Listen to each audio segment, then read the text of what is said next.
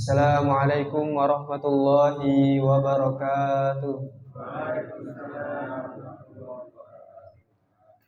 Alhamdulillah, alhamdulillahirabbil alamin wa bihi nasta'in wa ala umuri dunya waddin. Wassalatu wassalamu ala asrafil anbiya'i wal mursalin wa ala alihi wa sahbihi ajmain. Rabbi shrah li sadri wa yassir li amri wahlul 'uqdatam min lisani yafqahu qawli. Rabbi zidna ilma warzuqna fahma. Amin. Amma ba'du, sebelumnya marilah kita senantiasa memanjatkan puja dan puji syukur kita kepada Allah Subhanahu wa taala, yang mana Allah Subhanahu wa taala sampai saat ini masih senantiasa memberikan kepada kita kenikmatan-kenikmatan yang begitu banyak, yang mana apabila kenikmatan tersebut kita hitung, maka kita sesungguhnya tidak akan mampu untuk menghitung nikmat tersebut. Dan Rasul pernah bersabda bahwasanya ada dua nikmat yang mana nikmat tersebut sering dilupakan oleh manusia, yaitu nikmat sehat dan juga nikmat waktu luang. Oleh karenanya, marilah kita senantiasa bersyukur kepada Allah Subhanahu wa taala atas nikmat-nikmat yang telah diberikan kepada kita semua, sehingga Allah Subhanahu wa taala akan menambahkan kenikmatan tersebut kepada kita. Sebagaimana yang disebutkan di dalam surat Ibrahim, bahwasanya Allah Subhanahu wa taala berfirman, barang siapa yang bersyukur, maka niscaya Allah Subhanahu wa taala akan menambahkan kenikmatan tersebut. Dan barang siapa kufur, maka ketahuilah azab Allah Subhanahu wa taala sangatlah pedih. Kemudian bapak-bapak, ibu-ibu yang dirahmati Allah Subhanahu wa taala, salah satu nikmat pula yang harus senantiasa kita syukuri pada saat ini ialah nikmat kita masih diberi kemudahan oleh Allah Subhanahu wa taala untuk pergi dalam rangka menuntut ilmu di jalan Allah Subhanahu wa taala. Yang mana Rasulullah Shallallahu alaihi wasallam pernah bersabda, "Man salaka tariqan yaltamisu fihi ilman, sahalallahu lahu bihi tariqan ilal jannah." Artinya bahwasanya barang siapa yang menempuh jalan untuk menuntut ilmu, maka Allah Subhanahu wa taala akan memberikan kemudahan baginya jalan menuju surganya Allah Subhanahu wa taala. Di dalam teks hadis tersebut, Rasulullah Muhammad SAW, beliau hanya menyebutkan bahwasanya barang siapa yang pergi untuk menuntut ilmu. Jadi dalam hadis tersebut Rasulullah tidak menyebutkan bahwasanya barang siapa yang pergi menuntut ilmu, kemudian dia berhasil mendapatkan ilmu tersebut. Tidak seperti itu, akan tetapi Rasul hanya mengatakan bahwasanya barang siapa yang pergi berangkat untuk menuntut ilmu, maka Allah Subhanahu wa taala akan berikan kemudahan baginya, akan berikan jalan yang mudah baginya untuk menggapai surganya Allah Subhanahu wa taala. Bapak-bapak, ibu-ibu yang dirahmati Allah Subhanahu wa taala, kemudian salawat dan salam marilah kita senantiasa panjatkan kepada Rasulullah Muhammad SAW, kepada para keluarga beliau, para sahabat beliau, dan juga kepada para pengikutnya, serta kepada orang-orang yang senantiasa menjalankan sunnah-sunnah beliau hingga hari kiamat kelak. Dan semoga kita semua yang hadir di sini kelak di akhirat mendapatkan syafaat dari Rasulullah Muhammad SAW. Allahumma amin. Bapak, ibu-ibu yang dirahmati Allah Subhanahu wa taala, sebelumnya izinkan kami memperkenalkan diri karena ini adalah yang pertama kali kami di sini. Nama saya ialah Dian Ardiansyah. Akan tetapi di pondok seringnya dipanggil Dion, Mas Dion gitu. Jadi nama aslinya Dian Ardiansyah tapi dipanggilnya jadi Dion. Emang agak nggak nyambung tapi begitulah. Kemudian saya ini asli dari Banten.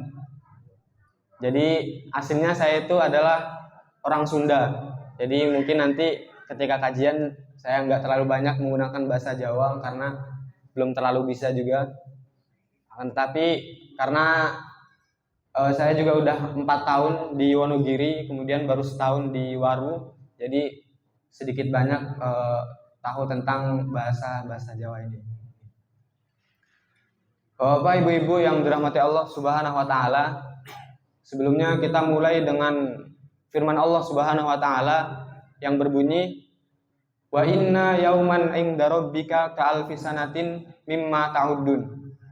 Yang artinya bahwasanya dan sesungguhnya satu hari di sisi Allah Subhanahu wa taala bagaikan 1000 tahun menurut perhitungan manusia. Jadi perbandingannya adalah satu hari di akhirat kelak ialah bagaikan 1000 tahun di dunia. Kira-kira lama apa pendek, ibu-ibu, bapak? Kira-kira panjang apa pendek gitu? Jauh gitu. Jadi oleh karena kita sudah mengetahui bahwasanya jalan kita menuju Allah Subhanahu wa taala itu sangatlah jauh, maka sudah sepatutnya kita senantiasa mempersiapkan bekal kepada jalan menuju Allah Subhanahu wa taala. Karena sebagaimana yang disebutkan tadi ialah satu hari di akhirat bagaikan 1000 tahun di dunia.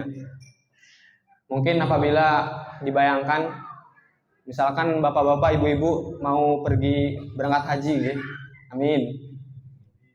Kira-kira persiapan yang akan dilakukan oleh bapak-bapak, ibu-ibu ini ketika mau berangkat haji, kira-kira hanya sekedarnya apa emang harus persiapan dengan matang? Persiapan dengan yang matang, gitu, dengan sesungguhnya, terutama dengan niat yang ikhlas. Gitu. Mungkin kalau kita bayangkan perjalanan kita ke Masjidil Haram itu kira-kira berapa hari, Bapak Ibu? Kira-kira ada lebih sampai 10 hari apa sebulan mungkin. Tentunya mungkin nggak sampai 10 hari perjalanan kita menuju ke Masjidil Haram. Maka apabila perjalanan yang 10 hari tersebut juga kita harus mempersiapkan dengan betul-betul perbekalan kita menuju Masjidil Haram, maka terlebih perjalanan kita menuju Allah Subhanahu wa taala, maka perjalanan tersebut harusnya kita lebih bersiap lagi untuk memperbanyak bekal kita dalam menuju Allah Subhanahu wa taala. Kemudian Allah Subhanahu wa taala di dalam Al-Qur'an telah banyak sekali menyebutkan bahwasanya bekal-bekal yang harus kita siapkan dalam rangka menuju Allah Subhanahu wa taala.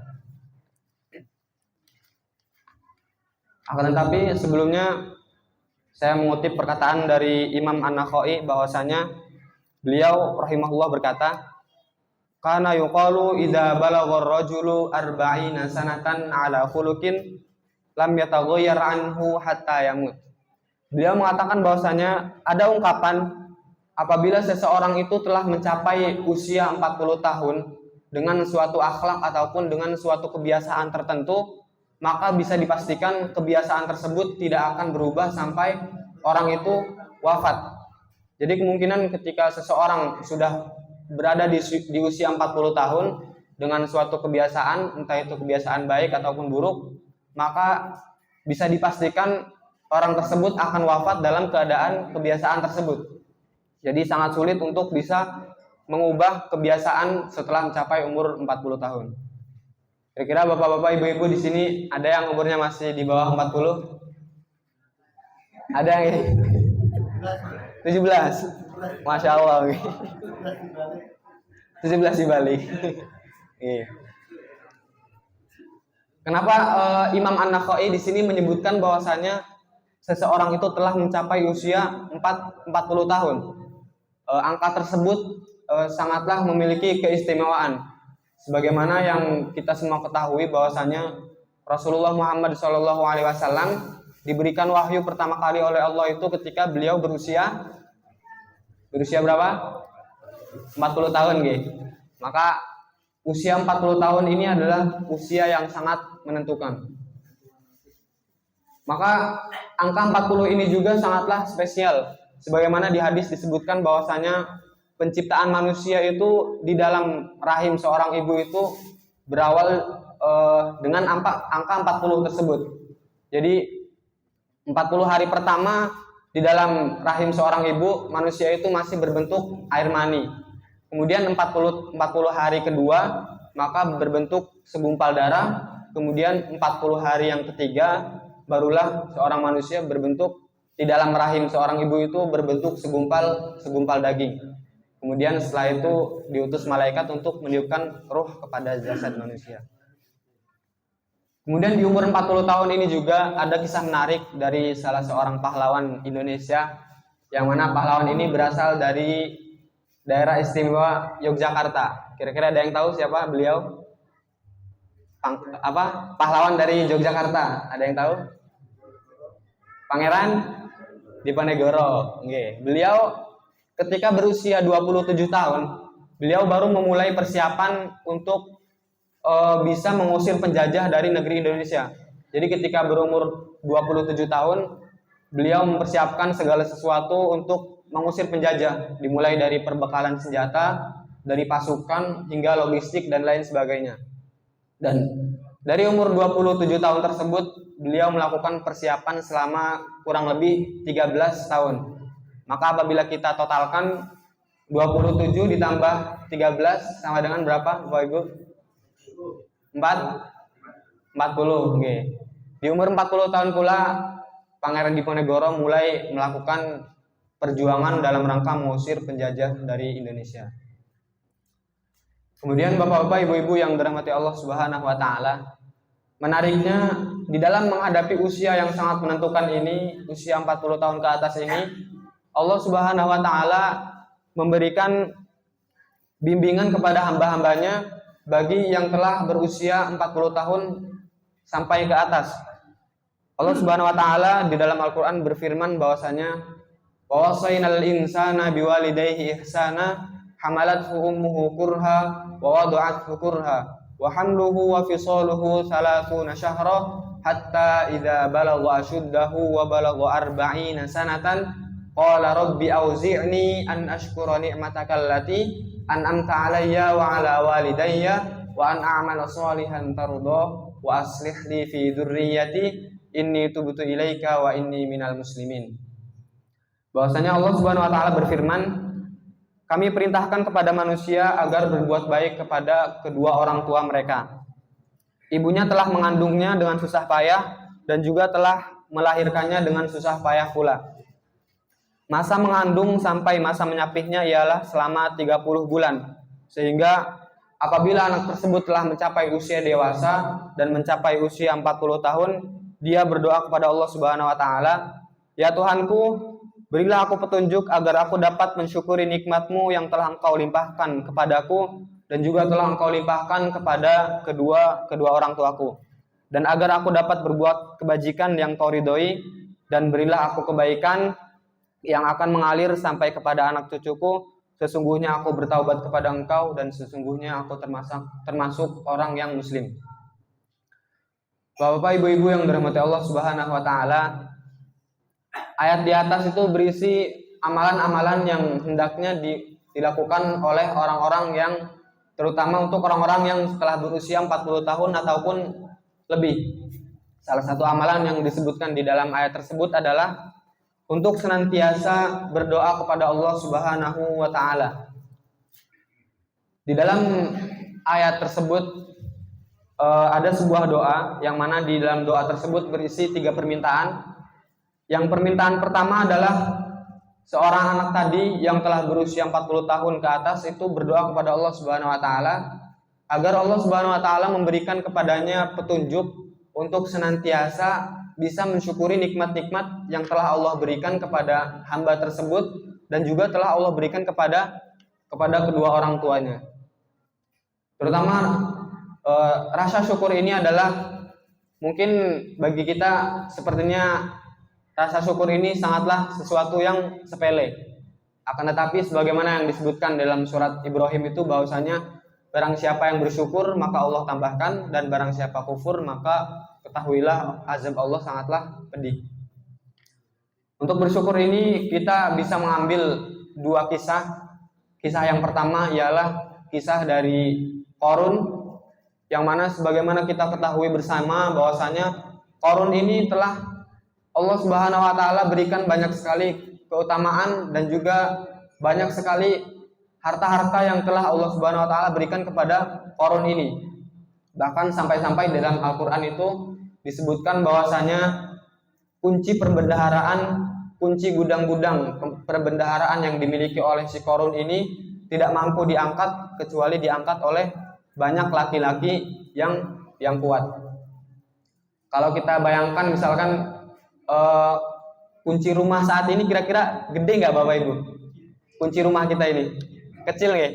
Jadi kalau kita bayangkan di dalam ayat tersebut bahwasanya kunci perbendaharaan yang dimiliki oleh si Qarun ini sangatlah banyak sampai-sampai diibaratkan tidak bisa diangkat kecuali oleh banyak orang-orang yang dewasa dan juga kuat.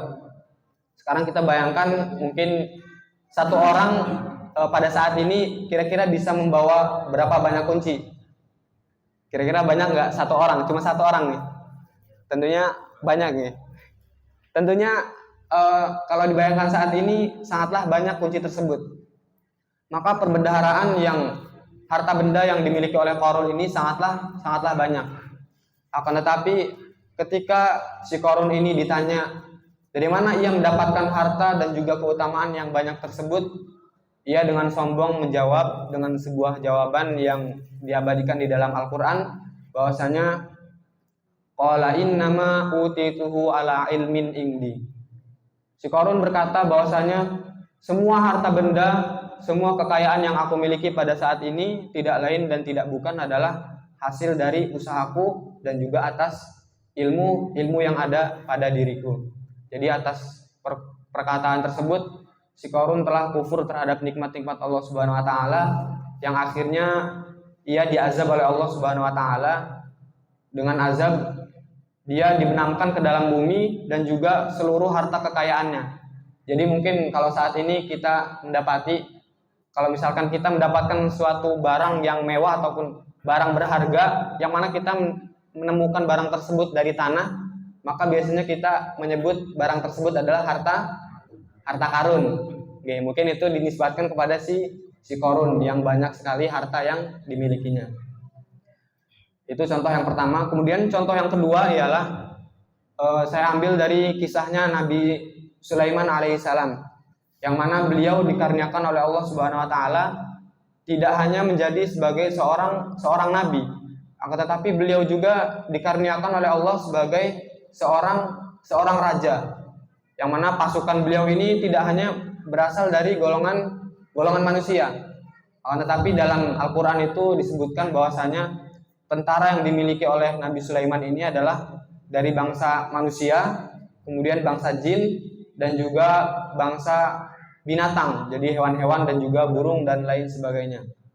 Bahkan Allah Subhanahu wa taala menundukkan sebuah angin kepada Nabi Sulaiman, yang mana apabila Nabi Sulaiman ingin melakukan perjalanan yang seharusnya perjalanan tersebut kalau biasanya ditempuh itu sekitar perjalanan 1 bulan, akan tetapi apabila Nabi Sulaiman ini menaiki angin yang telah diberikan oleh Allah Subhanahu wa taala itu, beliau hanya cukup menempuh waktu 1 hari. Jadi dari pagi sampai sore.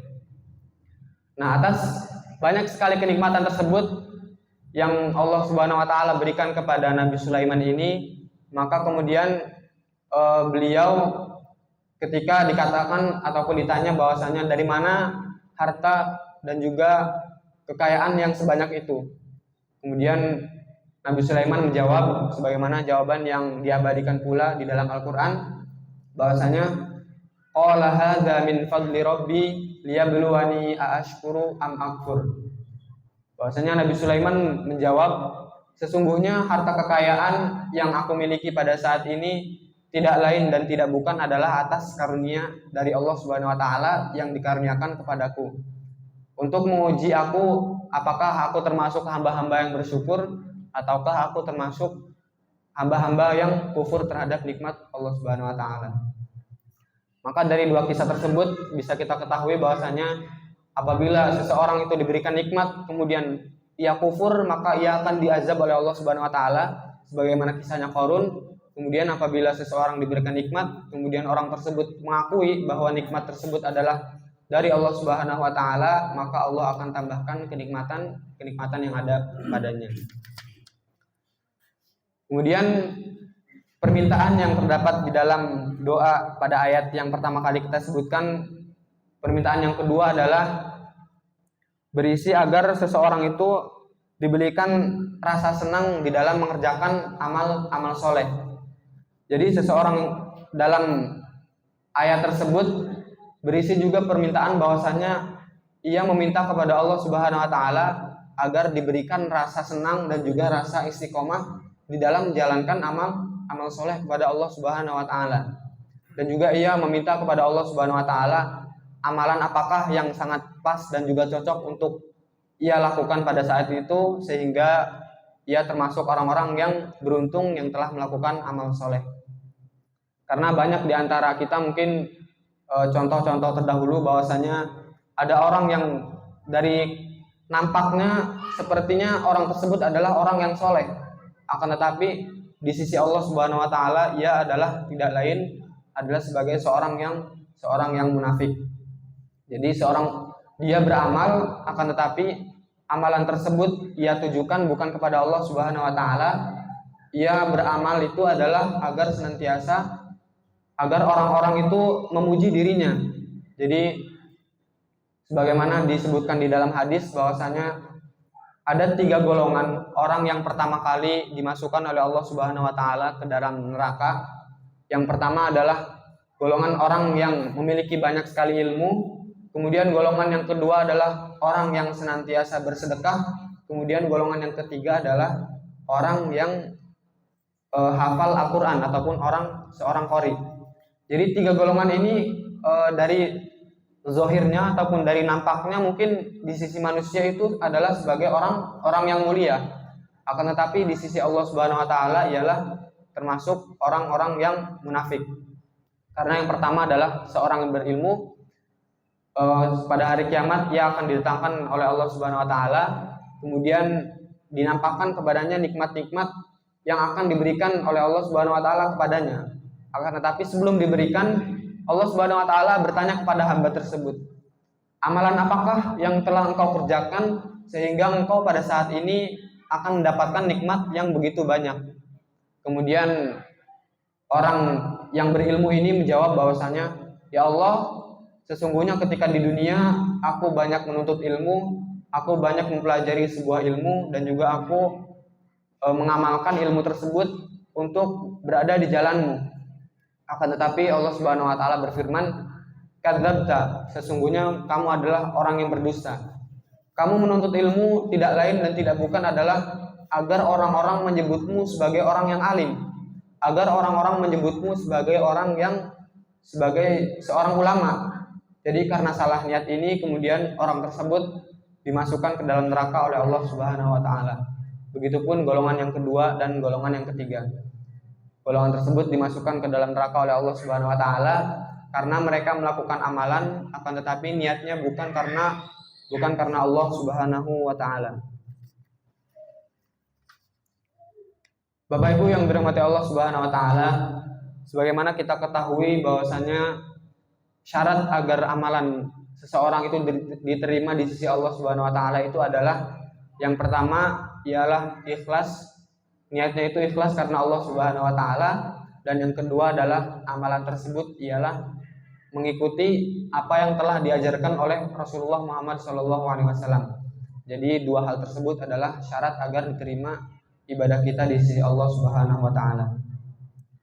Jemaah salat maghrib rahimani wa rahimakumullah.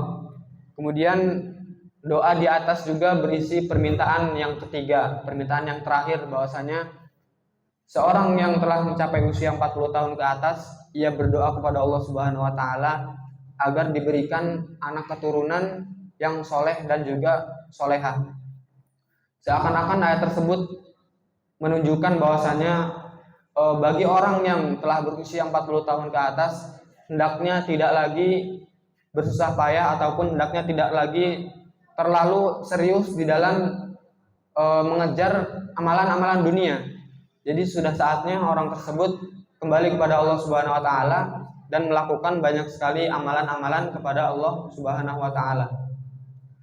Dan apabila ia senantiasa mencari harta, mengumpulkan harta, maka ketahuilah bahwasanya ketika orang tersebut wafat, hartanya tidak akan ikut kecuali apa yang telah disedekahkan.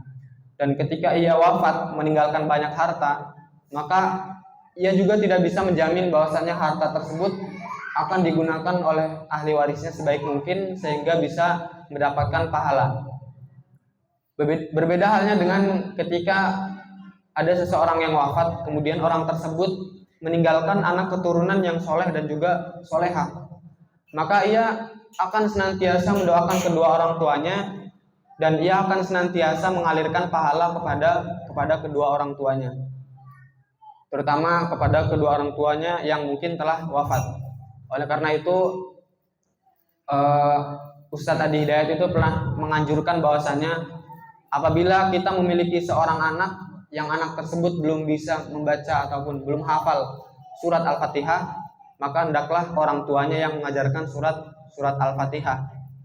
Yang mana ketika seorang anak itu menghafal surat Al-Fatihah dengan wasilah karena kedua orang tuanya, maka ketika setiap kali ia sholat, maka bacaan surat Al-Fatihah tersebut, pahala dari membaca surat Al-Fatihah tersebut bisa mengalir kepada kedua orang tuanya.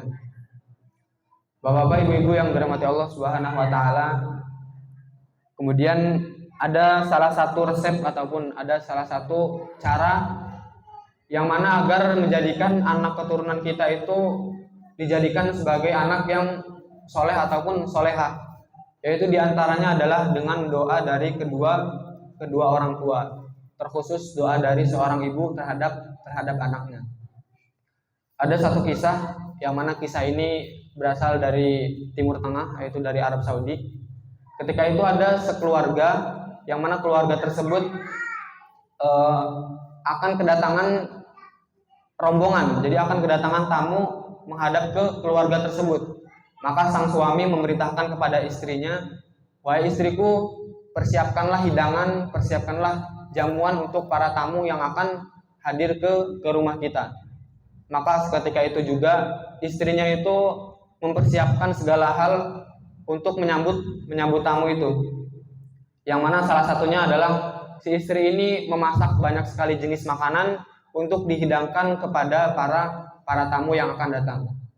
Akan tetapi ketika para tamu itu sudah hampir datang ke rumah dari keluarga ini, dan ketika itu makanan semuanya itu telah tersiapkan, jadi telah terhidang seluruh makanan, jadi tinggal menunggu tamunya datang, kemudian makanan tersebut dihidangkan. Nah, akan tetapi ketika waktu tersebut datanglah anak mereka yang masih kecil, yang mana sebagaimana kita ketahui anak kecil itu menganggap semua itu sebagai mainan. Jadi menganggap batu itu sebagai mainan, menganggap kayu itu sebagai mainan, dan menganggap juga pasir itu sebagai mainan. Jadi ketika makanan tersebut telah terhidangkan dan tamu sebentar lagi akan datang, nah malah muncul anak ini dengan membawa segenggam pasir di tangannya. Kemudian ia membawa segenggam pasir tersebut, ia mendekati ibunya, kemudian ia lemparkan pasir tersebut kepada makanan yang telah siap dan juga tinggal menunggu dihidangkan. Kira-kira perasaan ibu-ibu ketika itu mungkin gimana ibu-ibu? Kita sudah mempersiapkan makanan, sudah capek-capek, sudah masak, dan sebentar lagi tamu datang, malah datang anak kita yang paling kecil membawa pasir kemudian dilemparkan ke makanan kita. Mungkin pada saat ini reaksi ibu-ibu kira-kira gimana itu? Marah gitu, mungkin ada rasa kesel, jadi seperti itu. Nah, akan tetapi si ibu dari keluarga ini, ia memindahkan rasa marahnya itu menjadi sebuah doa kepada Allah Subhanahu wa taala. Jadi ketika anak itu datang membawa pasir dan melemparkan ke makanannya itu, nah si ibu ini malah dengan kemarahannya ia berdoa kepada Allah Subhanahu wa taala, "Wahai anakku, pergilah engkau ke Masjidil Haram dan jadilah imam di sana." Jadi ketika kondisi marah itu, seorang ibu ini tahu, jadi doa dari seorang ibu kepada anaknya itu sangatlah mustajab, sangatlah memungkinkan untuk diijabahi oleh Allah Subhanahu wa taala. Sehingga ia pada saat itu mengatakan bahwasanya, "Wahai anakku, pergilah engkau ke Masjidil Haram dan jadilah imam di sana." Nah, kemudian setelah berlalu waktu yang sangat lama, kemudian pada akhirnya betul Bapak-bapak Ibu-ibu.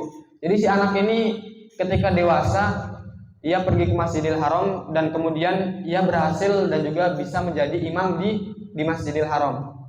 Yang mungkin kita setiap hari Jumat mendengarkan murotal, yang mana murotal tersebut berasal juga dari salah satu syekh di Mekah, yaitu beliau Syekh Abdurrahman As-Sudais. Jadi beliaulah yang ketika kecil, ketika makanan telah terhidang, beliau mengambil pasir dan melemparkan ke makanan tersebut. Tetapi karena doa kedua orang tuanya, karena doa dari ibunya ini, maka ketika ia dewasa, ia bisa menjadi seorang yang mengimami di masjid yang paling mulia, yaitu di Masjidil Haram. Maka doa dari seorang ibu kepada anaknya itu adalah salah satu doa yang sangat mustajab. Kemudian Bapak Ibu yang dirahmati Allah Subhanahu wa taala, ada satu kisah lagi, kisah terakhir yang mana menyebutkan juga tentang doa seorang ibu kepada anaknya.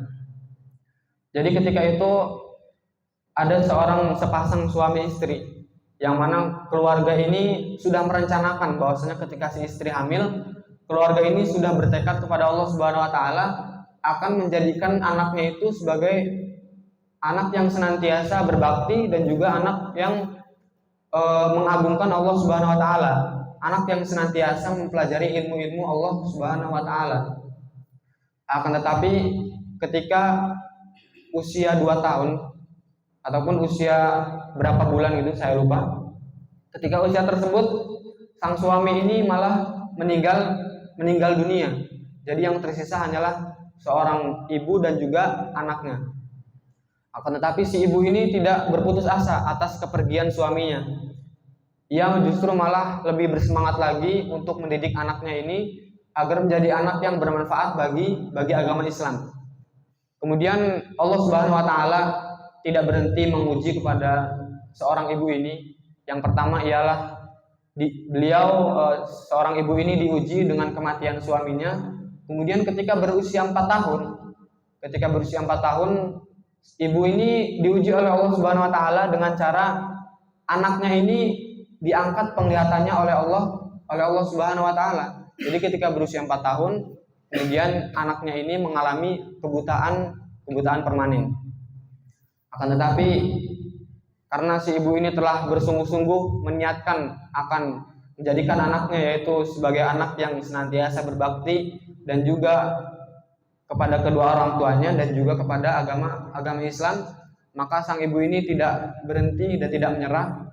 Kemudian si ibu ini mengantarkan anaknya ke sekolah-sekolah ataupun ke pendidikan yang kalau hari ini mungkin bisa disebut sebagai pendidikan yang elit. Jadi ketika itu sang anak ini baru berusia 4 tahun, kemudian ia gabung bersama teman-temannya, yang mana teman-temannya itu ada yang berusia 7 tahun, ada yang berusia 6 tahun. Kemudian pada suatu kali ketika syekhnya itu membacakan surat Al-Qamar, jadi syekhnya itu membaca dari awal sampai selesai surat Al-Qamar. Kemudian setelah selesai membaca surat tersebut, si syekh ini bertanya kepada seluruh murid-muridnya, siapakah di antara kalian yang telah hafal surat sebagaimana yang aku baca? Kemudian seluruh muridnya ini terdiam. Mereka semua terdiam, tidak ada yang menjawab. Akan tetapi ada satu murid yang paling kecil, yaitu ia yang berusia 4 tahun, yang mana ia mengalami kebutaan tadi. Ia kemudian mengacungkan tangannya, kemudian dituntun maju ke depan, lalu ia bisa membacakan surat Al-Qamar sebagaimana syekhnya tadi bisa membacakan surat Al-Qamar dari awal sampai akhir secara lengkap. Kemudian singkat cerita, si anak ini direkomendasikan oleh syekhnya ini untuk pergi belajar hadis, karena syekh ini mengira bahwasanya jikalau Al-Quran, maka Al-Quran telah dijamin oleh Allah Subhanahu wa taala akan kemudahannya. Jadi siapa saja yang bersungguh-sungguh mempelajari Al-Quran, maka Allah Subhanahu wa taala telah menjanjikan bahwa akan merasakan kemudahan di dalam mempelajari Al-Quran. Kemudian si anak kecil ini dituntun kembali pulang ke ibunya. Setelah menghadap ibunya, kemudian si anak kecil ini menceritakan apa yang terjadi antara dia dan juga gurunya ketika di sekolah. Jadi ia menceritakan bahwasanya ketika itu syekhnya membacakan surat Al-Qamar, kemudian dia bisa membacanya kembali dari awal sampai akhir, tentunya tanpa melihat, yaitu dengan hafalan. Kemudian karena syekhnya itu menganjurkan seorang anak ini untuk mempelajari hadis, maka ia berkata kepada ibunya, "Wahai ibuku, sesungguhnya pada saat ini aku ingin mempelajari hadis." Kemudian ibunya berkata, "Wahai anakku, pada saat ini engkau pelajarilah terlebih dahulu Al-Quran, karena fisik yang kau miliki juga tidak terlalu memungkinkan untuk bisa mempelajari keduanya, yaitu untuk bisa mempelajari Al-Quran dan juga untuk sekaligus mempelajari hadis." Jadi si ibu ini menganjurkan kepada anaknya agar anaknya itu menyelesaikan dulu Al-Quran, baru setelah itu berganti mempelajari hadis. Akan tetapi si anak ini tetap bersikeras ingin mempelajari hadis, sampai akhirnya si anak ini pergi ke kamarnya dengan merayap-rayap di dinding sebagaimana orang yang buta tidak bisa melihat. Jadi ia pergi ke kamarnya itu dengan tangan ditempelkan di dinding, jadi agar bisa menuju ke kamarnya. Kemudian pada saat itu karena ibunya merasa kasihan melihat anaknya yang sangat ingin mempelajari hadis dengan sungguh-sungguh, akan tetapi ia diberikan kekurangan oleh Allah Subhanahu wa taala. Maka kemudian ketika pada malam tersebut sang ibu ini berdoa, kemudian sholat 2 rakaat, kemudian berdoa kepada Allah Subhanahu wa taala, "Ya Allah, angkatlah kembali ataupun ya Allah kembalikanlah penglihatan yang dimiliki oleh anakku." Jadi sang ibu ini terus senantiasa mengulang-ulang doa permintaan kepada Allah Subhanahu wa taala, permintaan agar anaknya dikembalikan penglihatannya oleh Allah Subhanahu wa taala, sampai kemudian sang ibu ini kecapean dan juga tertidur di atas sejadahnya. Nah, kemudian pada saat yang bersamaan, jadi pada saat tadi sang ibu berdoa kepada Allah Subhanahu wa taala untuk dikembalikan penglihatan anaknya oleh Allah Subhanahu wa taala, pada saat itu juga si anak ini telah ataupun sedang memurojaah, sedang mengulangi surat Al-Qamar yang telah dia hafal dari gurunya. Ketika itu sang anak ini sampai pada satu ayat yang menyebutkan bahwasanya, "Laqad kunta fi ghaflatin min hadza fakashafna 'anka ghita'aka fabasaruka al-yawma hadid." Yang artinya adalah, "Maka kami singkapkan tutup yang menutupi matamu, maka pada hari ini engkau dapat melihat kembali dengan penglihatan yang setajam-tajamnya." Yaitu terdapat di dalam surat Al-Qamar. Jadi ketika ibunya meminta kepada Allah Subhanahu wa taala untuk dikembalikan penglihatan anaknya, pada saat itu juga anaknya sedang mengulangi surat Al-Qamar dan sampai pada ayat, "Laqad kunta fi ghaflatin min hadza fakashafna 'anka ghita'aka fabasaruka al-yawma hadid." Maka pada hari ini kami buka penglihatanmu, kemudian kami bukakan dengan setajam-tajamnya. Maka ketika itu sang anak ini kemudian bisa melihat kembali sebagaimana seperti semula. Jadi ia pun kaget ketika itu langsung bisa melihat, maka ia langsung lari ke kamar ibunya dan juga dengan rasa gembira ia berkata kepada ibunya bahwasanya, "Wahai ibuku, sesungguhnya pada saat ini Allah Subhanahu wa taala telah mengembalikan penglihatanku. Allah Subhanahu wa taala telah mengaruniakan kembali kepadaku penglihatan yang dulu aku miliki." Akan tetapi si ibu ini belum percaya bahwasanya anak itu bisa melihat lagi, karena ditakutkan anak tersebut hanya kecapean kemudian mengigau bisa melihat kembali. Akan tetapi si anak ini menyebutkan bahwasanya warna pakaian yang dikenakan oleh ibunya, kemudian si anak ini menyebutkan benda-benda yang ada di sekitar ibunya. Maka ketika itu barulah ibunya sadar bahwasanya anaknya ini telah benar-benar bisa melihat kembali dan telah benar-benar bisa dikaruniakan oleh Allah Subhanahu wa taala penglihatan sama seperti sebelumnya. Maka karena rasa bahagia ini, kemudian sang ibu ini mengajarkan ataupun membawa anak tersebut ke pendidikan ataupun ke syekh-syekh yang terkemuka pada saat itu, pada zaman itu, hingga akhirnya seorang anak ini kelak menjadi seorang ulama yang besar.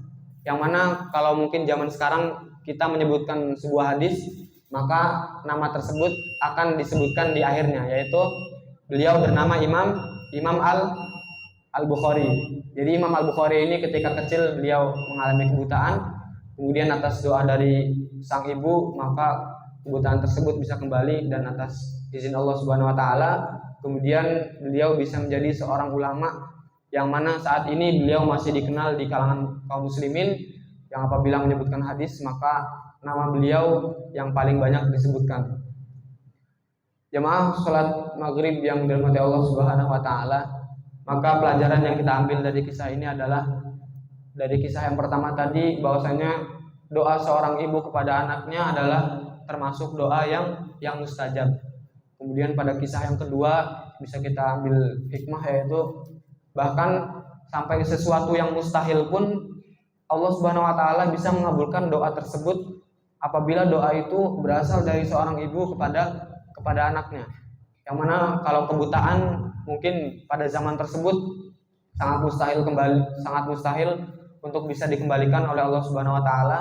Akan tetapi karena doa dari seorang ibu, kemudian ia dikembalikan penglihatannya oleh Allah Subhanahu wa taala.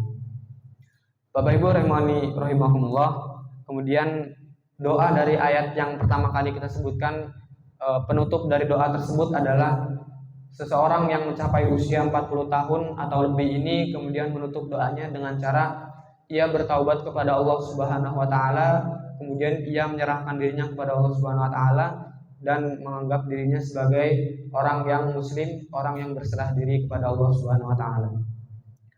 Bapak Ibu yang dirahmati Allah Subhanahu wa taala, sedikit mengulangi, yaitu doa yang di awal tadi ialah diambil dari surat Al-Ahqaf ayat ke-15, yang mana doa tersebut berbunyi, Rabbi auzi'ni an ashkura ni'mataka allati an'amta 'alayya wa 'ala walidayya wa an a'mala shalihan tardah wa aslih li fi dzurriyyati inni tubtu ilaika wa inni minal muslimin. Bapak Ibu yang dirahmati Allah Subhanahu wa taala, mungkin demikian sedikit yang bisa kami sampaikan. Semoga yang sedikit ini bisa menambahkan ilmu dan juga wawasan pengetahuan kita, dan semoga Allah Subhanahu wa taala mengaruniakan kepada kita hidayah dan juga rasa keistiqomahan, sehingga kita senantiasa berdoa kepada Allah Subhanahu wa taala, senantiasa melaksanakan ibadah kepada Allah Subhanahu wa taala, dan Allah wafatkan kita dalam keadaan muslim dan berserah diri kepada Allah Subhanahu wa taala. Demikian yang dapat kami sampaikan Bapak Ibu. Apabila ada salah kata ataupun ucapan, maka kami meminta maaf sebesar-besarnya, dan apabila ada benarnya itu datangnya dari Allah Subhanahu wa taala. Aqulu qouli hadza wa astaghfirullah li wa lakum. Wassalamualaikum warahmatullahi wabarakatuh.